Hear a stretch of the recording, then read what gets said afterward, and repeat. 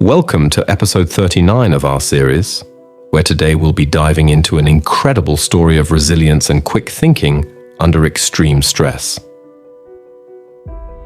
As the chaos of the Boston Marathon bombing unfolded, one woman sprang into action despite her own injuries. 32-year-old physician Natalie Stavas was nearing the finish line of the marathon, having just run 26 grueling miles on a broken foot. Her determination to raise money for the children's hospital where she worked had kept her going, but as she approached the end, Stavas heard what she first thought were fireworks. Then the screaming started. Stavas turned to her father, who had been running alongside her, and said, "Dad, we have to get there to help."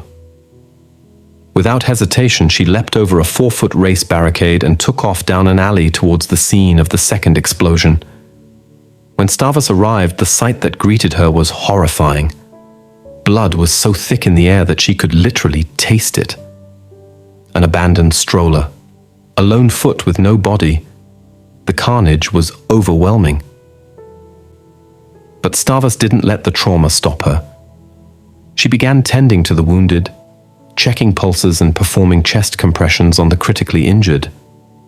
In total, she ended up treating 5 people at the site before a police officer finally pulled her away. Stavas was one of the many selfless individuals who rushed into the chaos to offer aid, with runners who had just finished the marathon racing to the hospitals to donate blood, and volunteers returning to retrieve the belongings of terrified runners. This outpouring of compassion in the face of devastation is not unique to the Boston bombing. Studies have consistently shown that after any kind of traumatic event, from natural disasters to terrorist attacks, the people who have suffered the most are often the quickest to lend a hand to their fellow victims. Psychologist Erwin Staub has dubbed this phenomenon altruism born of suffering, the instinctive drive to care for others that emerges even as we grapple with our own pain and loss. Why does suffering make us more likely to help? The answer lies in the fundamentally protective nature of compassion. When we help someone else, even in the midst of our own distress, it transforms our fear into courage and our powerlessness into hope. This tend and befriend response acts as a critical counterweight to the dangerous defeat response, a downward spiral of hopelessness, isolation, and disengagement that can take hold after trauma. The resilience-building benefits of caring for others have been borne out in numerous studies. Survivors of natural disasters, terrorist attacks, and life-threatening illnesses who engage in volunteering and community service report feeling more energized, less anxious, and better able to find meaning and purpose in their lives. Crucially, this compassionate outreach also confers measurable physical health benefits.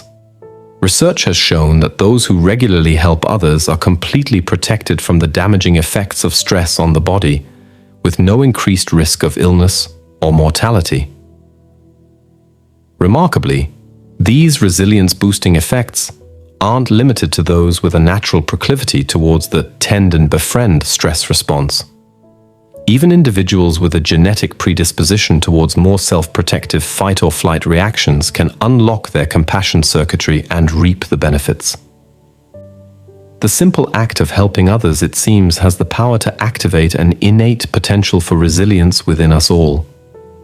In an age of growing uncertainty and upheaval, Natalie Stavas' selfless actions on that fateful day in Boston stand as a testament to the transformative power of compassion. When darkness descends, it is the light of human kindness that has the power not just to heal, but to forge an unbreakable spirit, a message we would all do well to heed. For in caring for others, we discover an inexhaustible wellspring of strength within ourselves.